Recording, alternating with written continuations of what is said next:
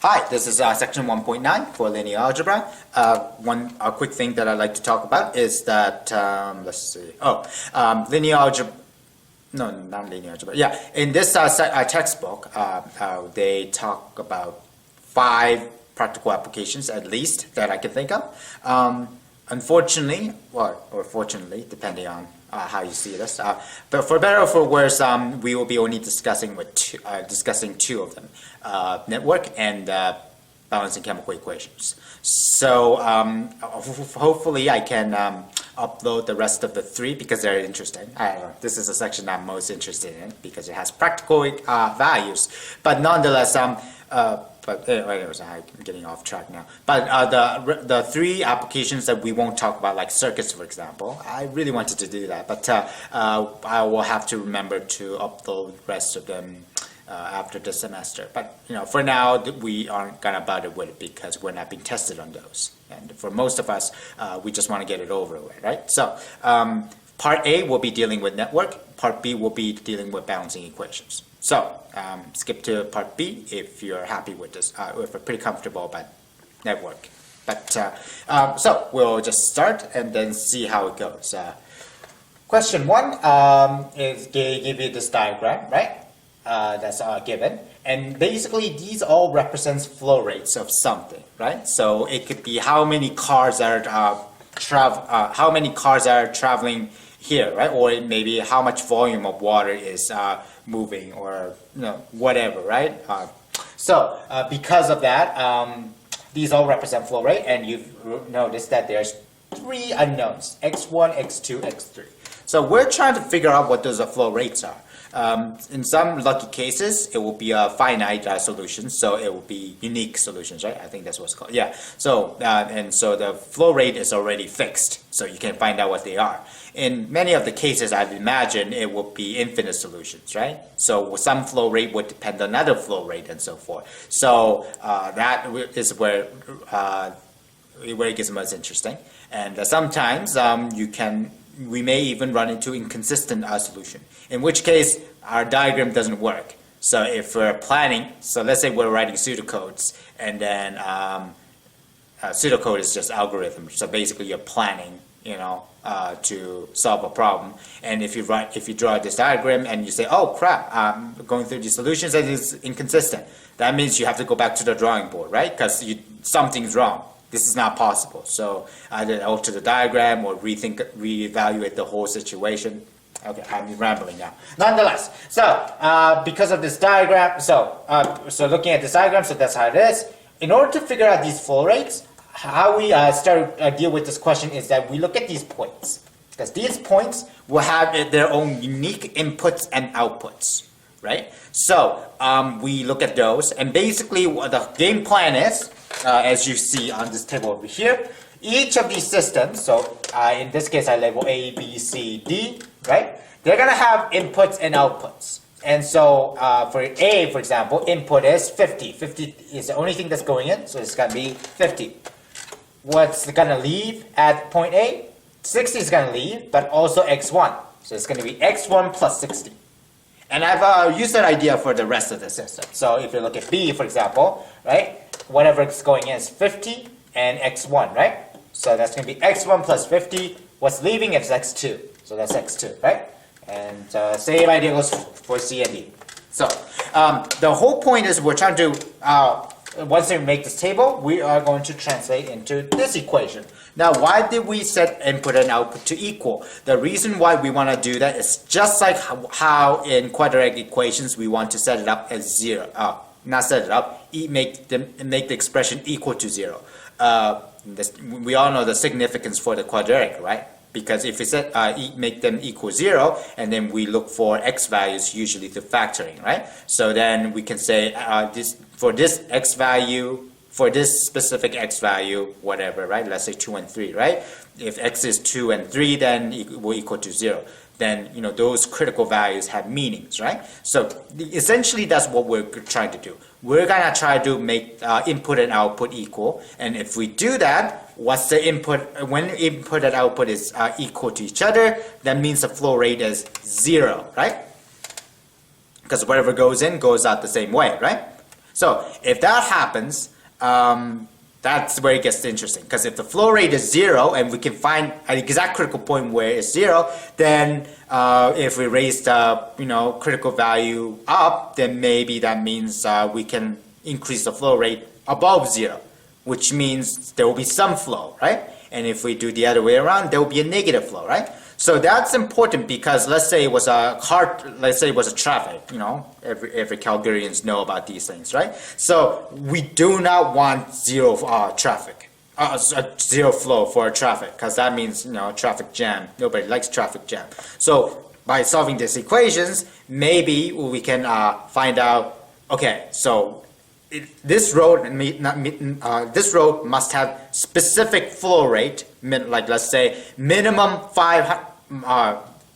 500 cars, so that the flow rate is above 0, right? If there's more than 500 cars coming in, then the flow rate will be 0, and we don't want that, right? Because then nothing's going to be done. So as an example, and now I'm rambling again, I understand. So let's keep going. So basically we copy this table and put it into a linear equation, right? So inputs and outputs, right? And so basically we're going to simplify the equation so that we have all the unknown variables to the left and all the constants on the right, as shown right there, right? So once we've done that, this format looks familiar, right? So that will be the linear equations that we use to we convert into matrices, and then we start looking for solutions, right? So essentially that's exactly what we're going to do. So that becomes this matrix, right? I don't have to explain this. We've done so many sections on this already. So if you're not sure, I'll look at my previous videos. But yeah, so x1, x. Oh, so yeah, so. What am I saying? X2, X3, X3, X2, X3.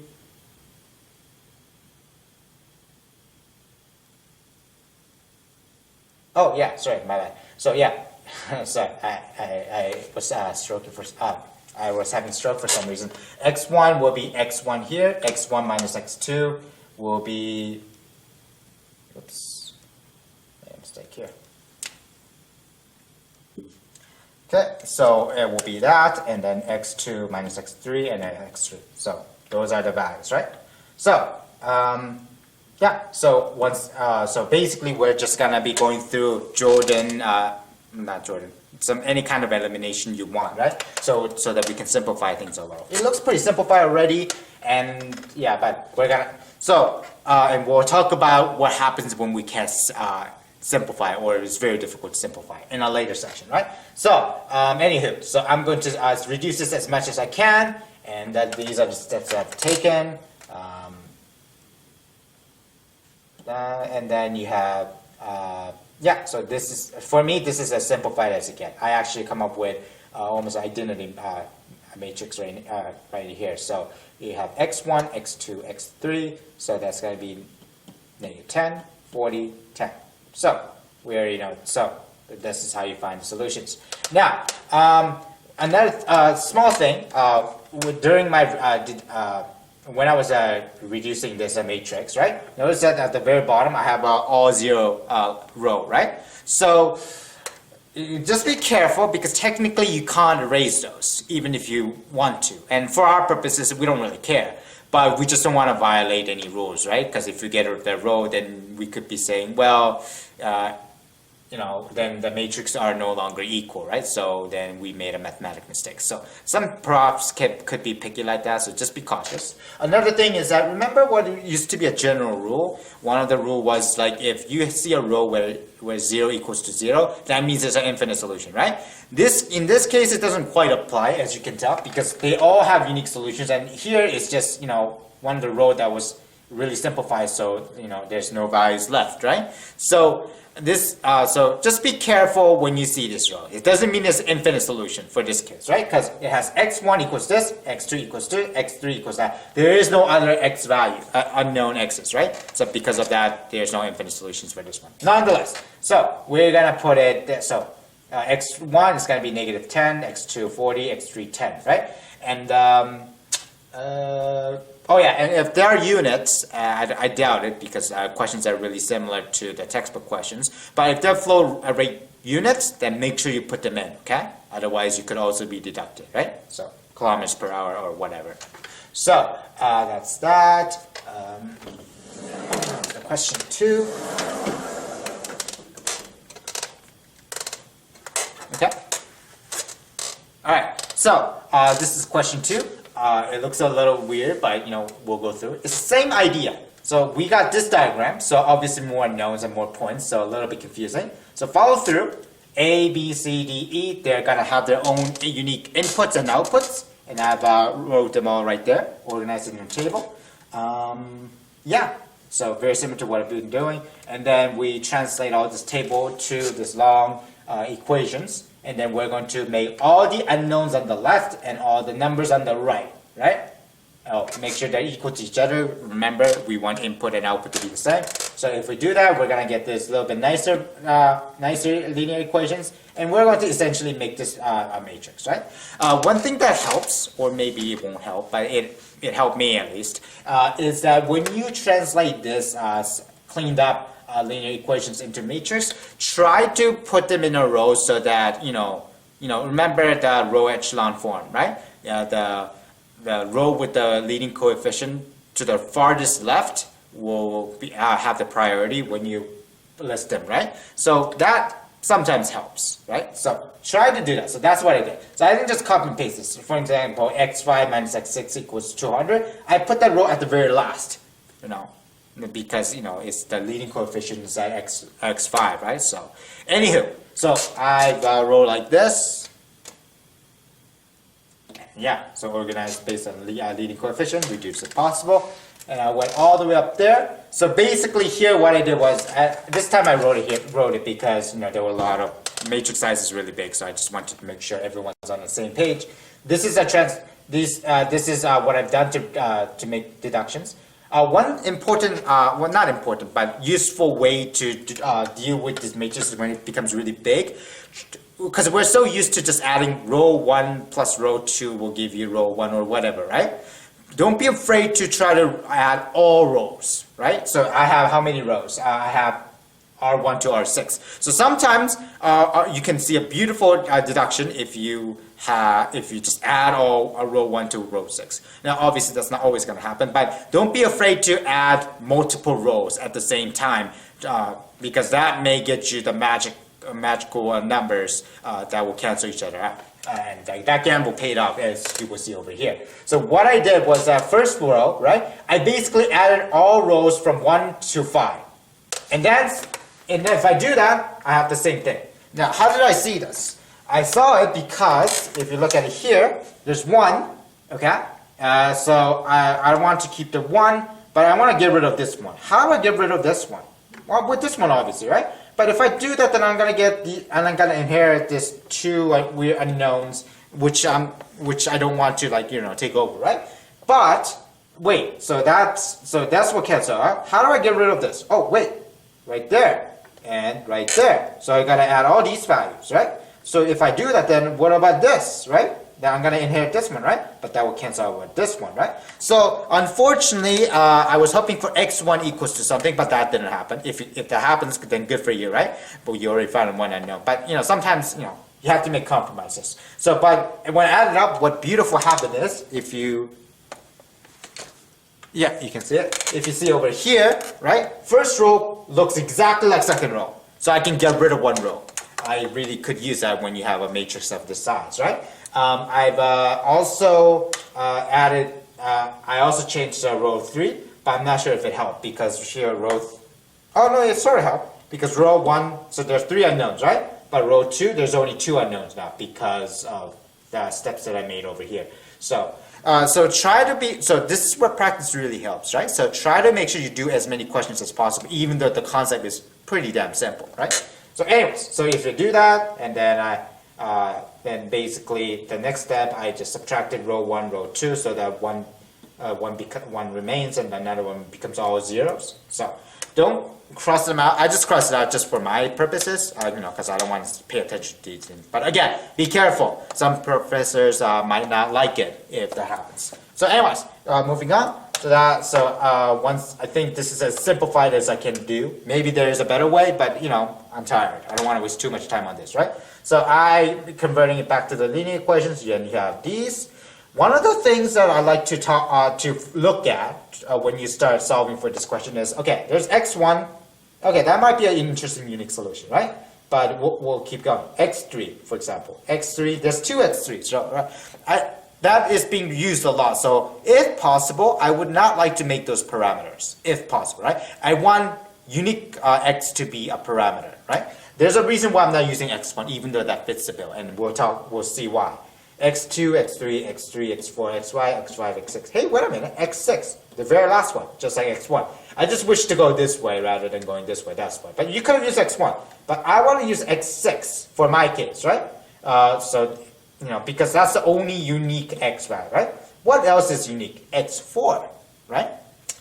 Because, so I want to look for those unique x unknowns, then change them as parameters, and then use those to define the rest of the x variables. The reason why I do that, because if you only use it once, if you use those parameters on these unique x values, right? These unique x values are going to add to other more common x values, right? Then in many cases, the parameters would cancel each other out, and so forth. Ultimately, it shouldn't matter which one you choose, right? But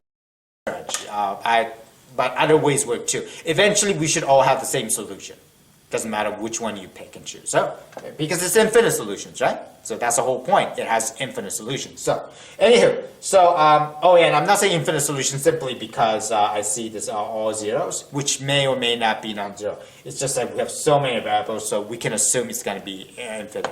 I'll be very surprised if it's inconsistent or unique. But let's move on, right? So, I chose x4 and x6 as my parameters.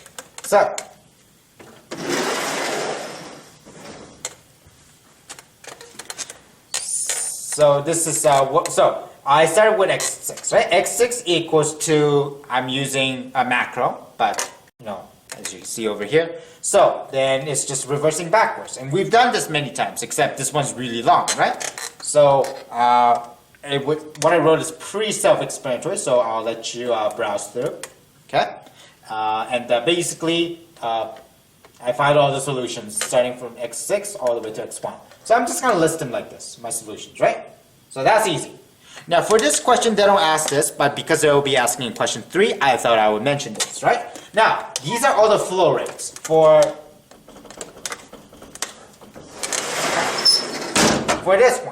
this system, right? So I want to make sure let's say there was a question that says, I want to make sure there are no traffic in any of these systems. So A, B, C, D, no traffic. I don't want those, right? How do I make sure that happens? We didn't do that with number 1, which I should have. No, we didn't have to do it. For question 1, we can't answer that question, by the way, just to be sure, because it's a finite solution, right? So it's a unique solution, right? So because of that, you don't have a choice. The flow rates are already dictated. So, if you have a traffic jam, then tough luck. That's the only way. Fortunately, though, we have multiple solutions or infinite solutions for this one. So we do have a choice. So from this, let's try to figure out. Let's just make sure all these flow rates are not zero. So let's figure out how, right? So we have all these values. None of these values can be zero. Maybe it's impossible, but we're going to try, right? So, one of the simple things that I started off is by looking at this. Hey, this is an easy question, 200 minus u, right? So, which means u, let's see. So, to have a flow rate of greater than 0, not equal. If it's equal, there's a jam. So, because, traffic sucks. So, 200 minus u will equal 0. So, u has to be 200 to be equal to 0. But again, like we said, we don't want it to be 0. So it should be 200 or less, right? Because it's 200 minus u, right? So we want u to be less than 200 to avoid traffic jam, right? So so we're moving on. Let's look at the other conditions. These two don't really matter, right? Because as long as you don't put a negative rate, you'll be fine, right? This, we check the mark. So I'm going to choose this one now, right? Now this looks a little more weird. U minus lambda plus 150 equals to 0, right? There sure no values. What do I do? Well, we already said U should be 200 or less, right? So we're going to mention that here, right? So 200 or less minus lambda plus 150 is. I can combine this number and this number, right? So we could say lambda plus 350 or less, right? Because this could be 100. So if this was 100, then it would be 100 plus 150, right? So we're just saying 350 or less to cover all the bases, right? So if that's the case, what do we see here? Well, lambda has to be negative 350 to be 0, right? So anything that is greater than negative 350, then our flow rate will be greater than 0, right? So simple mathematics, right? The thing, though, is that this may be not our limit. We'll find out more as we look at other restrictions, right? So second one is going to be lambda, U macro minus lambda plus 175. Okay, so we are going. So I sort of skip steps, but ultimately think of it common sense this way. If this one, first one leads to lambda plus 350, this one will give you lambda plus 375 because the only difference here is 25, right? So I just skipped and did it. Probably bad idea. I probably shouldn't have done that, but just to explain where this 375 came from, right? So if that's the case, then we use our same idea and say lambda has to be greater than negative 375. Well, here I said no need. Why? Because we already said it has to be greater than 350. So it has to be greater than 375. Big deal. We already said it's bigger than 350. So, we don't have to worry about that. It's like saying, for people who didn't quite understand it, it's like saying the limit, so first limit, a condition check or whatever, is that you need to be taller than 5 feet to enjoy this ride, right? And then you go to the second rule that says you have to be taller than 4 feet to get into this ride. Well, we don't have to worry about the 4 feet rule because if we already passed first rule, which is that you have to be greater than 5 feet, then you don't have to worry about the second rule. If I'm over 5 feet, I'm obviously over 4 feet. Probably, yeah. So because of that, I just said no, don't need to worry about it. This still is my dominant rule, right? Let's keep going though, just in case, right? So next one, it says lambda minus U plus 50, right? So again, same idea. So same idea. But to here, I replace the U with 200 or less for the similar reason that I've talked about, right? So if I do that, I combine together, it's going to be lambda minus 150 or less, right? Hey, interesting. In that case, then lambda has to be greater than what? It has to be greater than 150, right? So if it's greater than 150, then do I need this rule anymore? This rule says it has to be greater than, this has to be greater than, sorry, what is it? Yeah, it has to be greater than negative 350. Well, this says I have to be greater than 150. So this obviously covers that more than this guy, right? So I'm just going to say lambda equals to 150 or greater. It has to. And if it's 100, if it's greater than 150, and the U is less than 200, right? Plug them in. None of them should have a flow rate of 0 or less. That's the idea, right? So, anyway, I've talked a lot about this. Let's go to question 3. All right. So for question 3, again, we are given with this diagram. You guys can see it. Good. So yeah, so we're gonna just be doing what we've been doing in question 1 and 2, right? So let's get straight to the point. Table, input and output for A, B, C, and D, right? So inputs, outputs, outputs, and then put it into the equation format. Input equals to output, right? And then all unknown x's on the left side, all the numbers on the right side. From here, we go and make a matrix. Right? Augmented matrix or whichever terms that you guys use, right? So important thing is we make the linear out this matrix and then reduce, right? So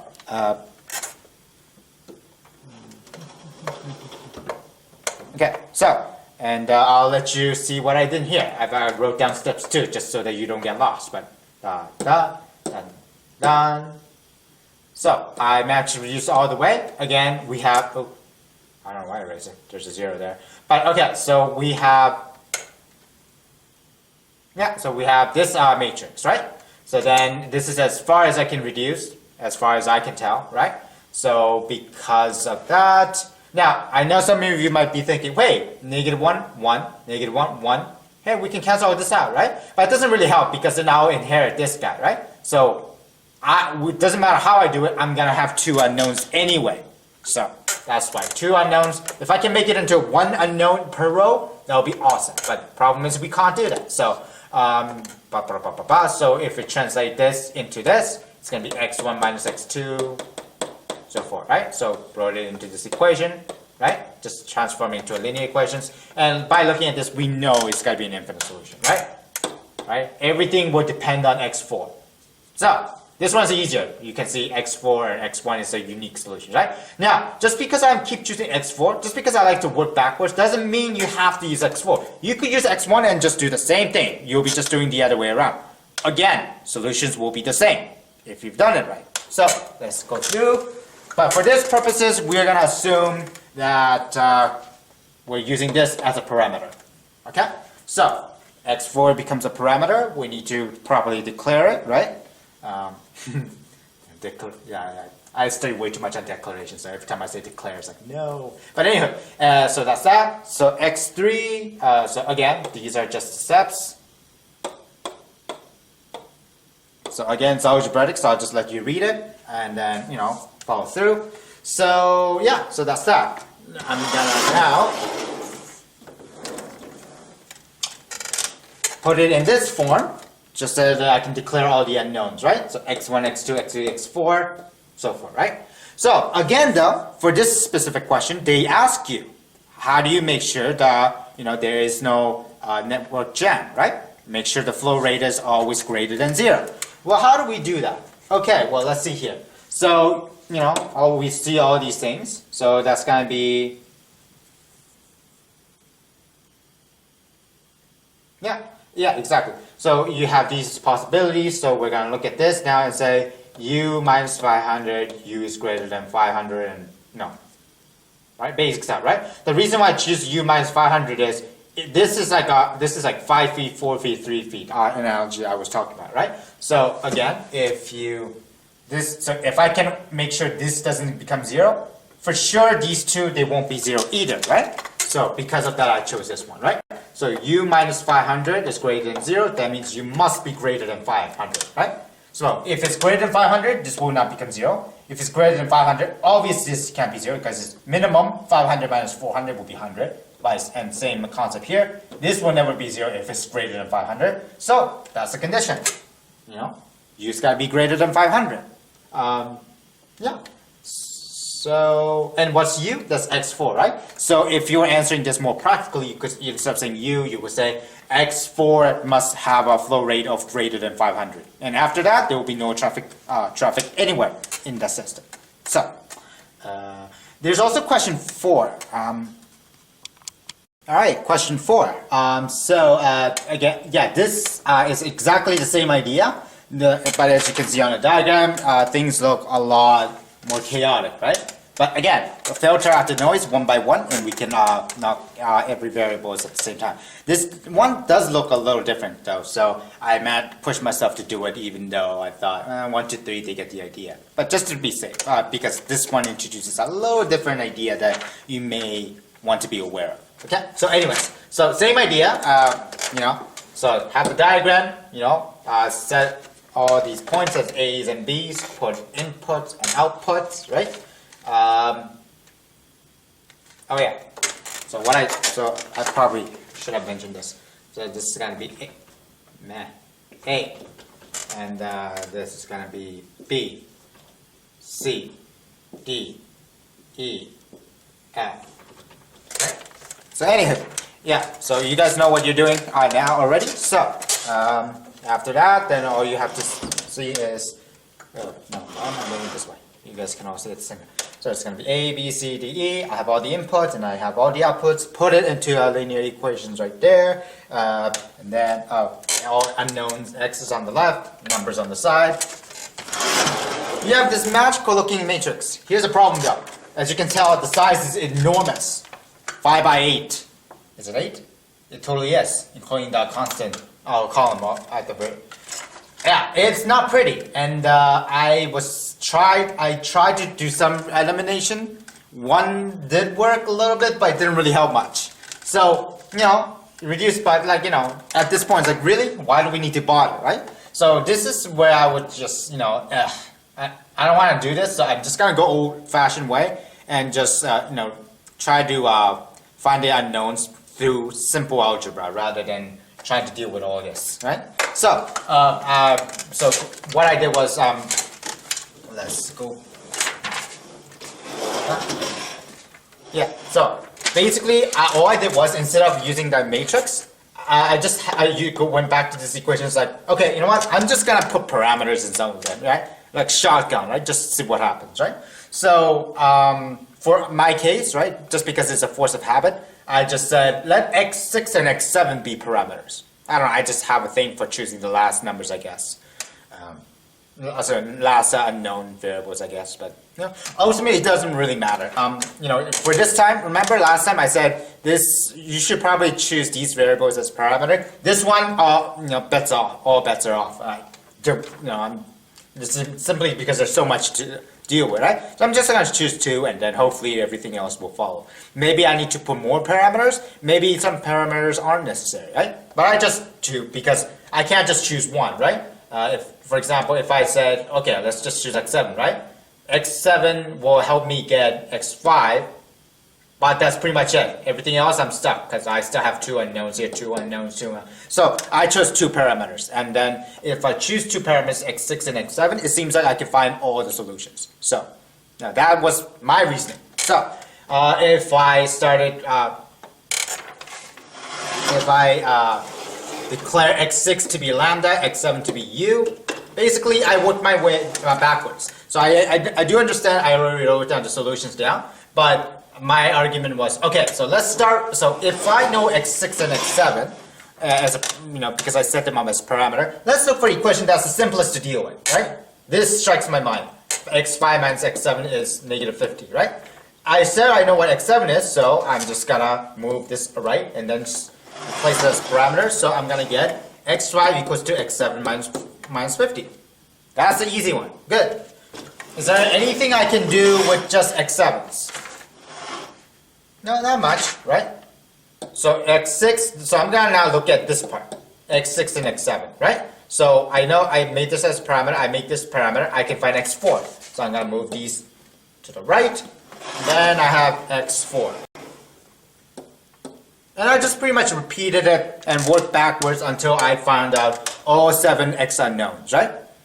So that's all I did.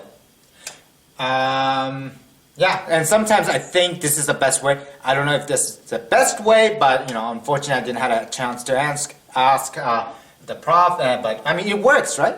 And this is so. Try to do the algebra on your own, and make sure you get these solutions. Or maybe it looks a little different, but the flow rate should ultimately be the same if you didn't choose 6 and 7. For this one though, just to see if you got it right or wrong, just make sure you choose 6 and 7. But again, not the end of the world if you don't, right?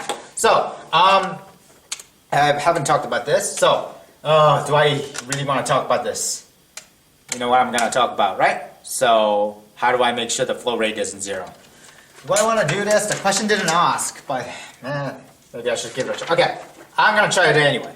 Just because the idea should be the same. So, okay, let's see what we could do. So we don't have to ignore this because it has to be greater than 0. I get that. This is easy, 50. This one, lambda here. So this is got to be greater than, less than negative 50. But we don't care because we have lambda here. So that's going to be 70. Okay, actually let's do it properly. 750 minus negative can't be 0, so lambda should be 750. So how do I make sure it's greater than 0? Must be less, right? Yeah, so less than 750. This one says, so yeah, so this was less than, oh, no, this triumphs over because lambda plus 150, so which means lambda has to be less than 50, right? Yeah. Oh, no, no. Oh, no, no. Negative 150. Ah, okay. Bad. What am I saying? So it should be... Is it still greater? No, no. It should be negative 50. And then this is going to be greater. Yeah. It can't be less than negative 50. Then it will be 0. So it should be greater than negative 50, but less than 750. Oh! We have a range. Okay. That's interesting. So it's not just... Okay. Interesting. So, all right. So... okay, then we, oh man, this is going to be so weird then. Oh no. This is going to be greater than negative 50. This one's going to be greater than negative 450, right?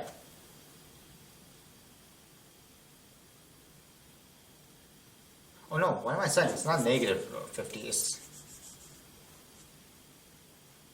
Yeah. Oh, yeah, no, I get confused with negative signs. Yeah, it's going to be greater than negative 50. So if I use this u, then it's going to be 450 plus u. So it's going to be 449. So this is going to be greater than, so this is going to be greater than negative 450. So, not u, and that. So does that triumph over anything?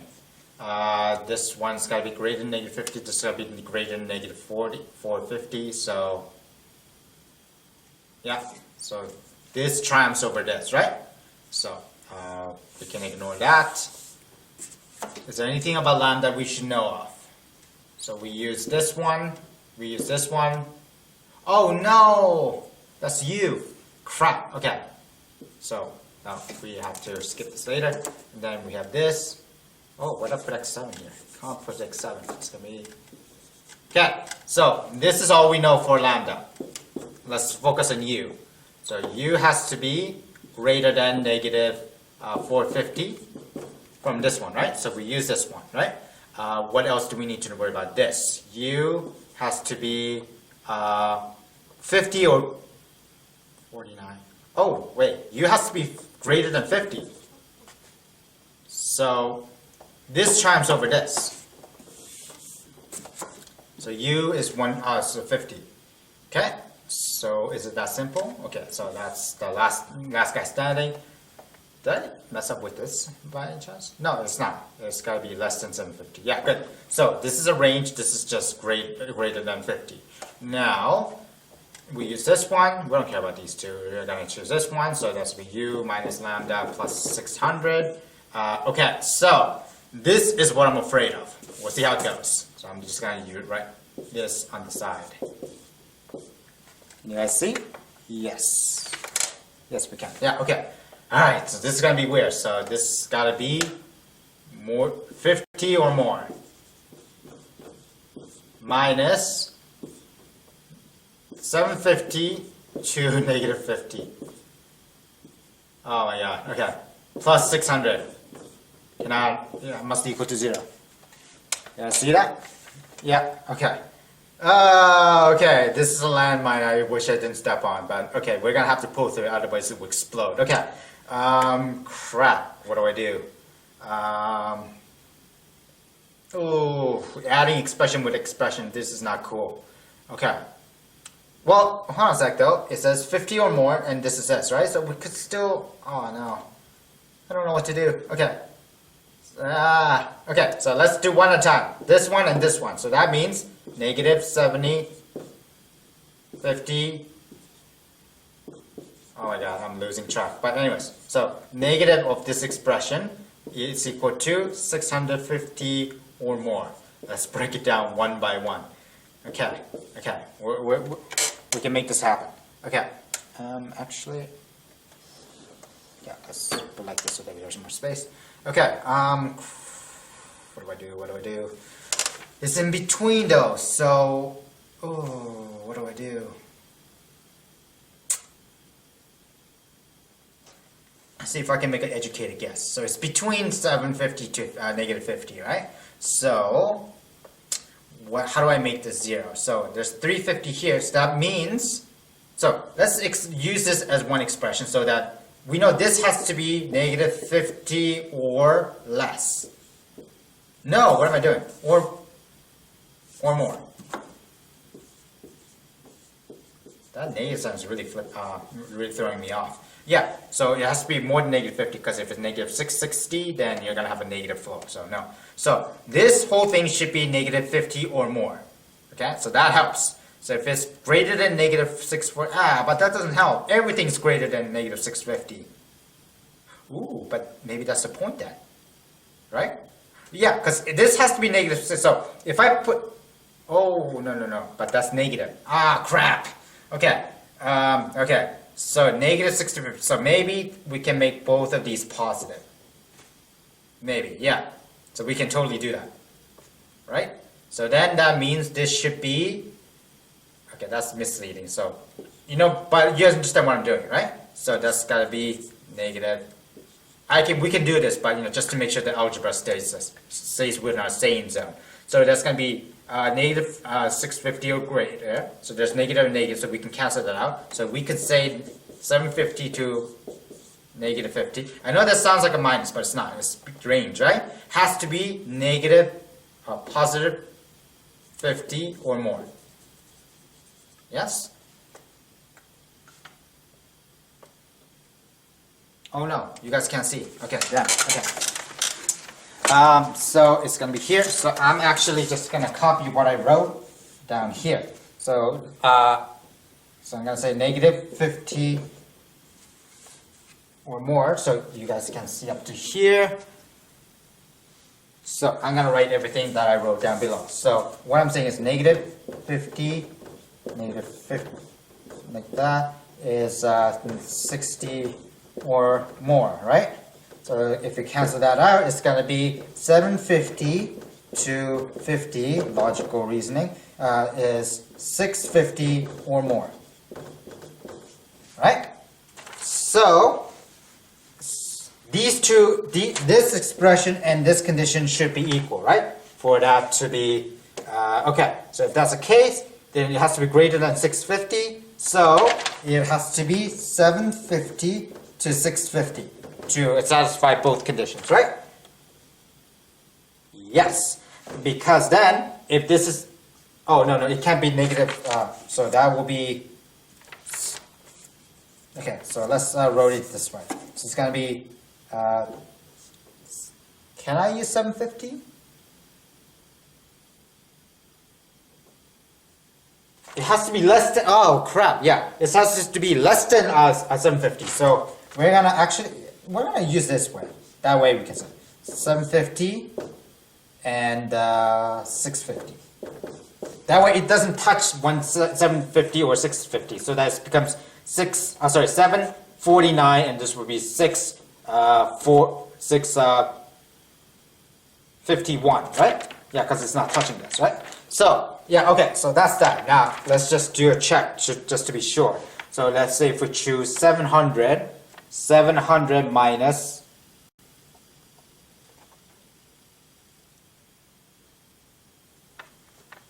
I think we made a royal mistake. I'm not sure.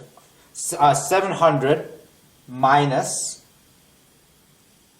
oh no, 650 or more. Okay, so if I have negative, did we mess up the logic here? Okay, so negative 650, 50 is 650. What's wrong? Because it's 7. If I put 700 here, that becomes negative. So 650 or more. Oh yeah. Okay. So remember here it says negative 60 or more. When you cancel them out, it becomes less. The expression changes. 650 or less. Damn. Okay. Yeah, that makes more sense, right? 650 or less. So because, oh no. So that stays the same, but when we switch the sign, this becomes less. Which means this is wrong. It has to be 650 or less than 650. So that's got to be negative 50, 650. Okay, that should make sense, right? So then let's say we choose 200, right? 200 minus 200 plus 650. Yeah, so that's going to be good. If I have 649, that works. If I have negative 50, positive, it still works, right? Okay, sorry, wasted a lot of time. So this will be the answer, right? So, no, this won't be the answer, but basically this gives you that answer, right? So what we're gonna say, so if I were answering this question, right? So flow rate will be x6, which happens to be this lambda guy, right? That condition was, it had to be between 750 to negative 50, right? So we're gonna use that. So it's gonna be negative 50 to 650. And for for lambda, for macro, it's gonna be well, what was the condition for macro? Macro had to be just greater than 50, right? So macro is just oh no.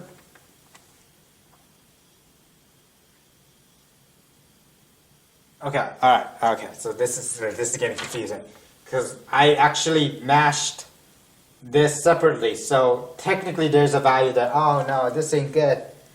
No, that's okay because we only care about this expression. So negative 50, 650. The reason why I was getting cautious is then where does u fit into this, right? But it doesn't matter. U is going to be 50 or more. We already established that, right? So that's not going to change. So that's going to be just 50 or greater, so it's going to be 50 infinity. Alright, case freaking closed. Yeah, so that will be my answer. If this is a little shaky because I haven't really thought about it, but yeah, go through these if you could, and then if I made a mistake, let me know, then I'll improvise it, right? So that's that for question. Yeah, okay, so yeah, that's how it's going to be. No, yeah, so we're happy with this. Okay, sorry, yeah. So that covers 1 to 4. For next part, we're going to be dealing with balancing chemical equations. Hopefully it will be a little bit more sane than this one.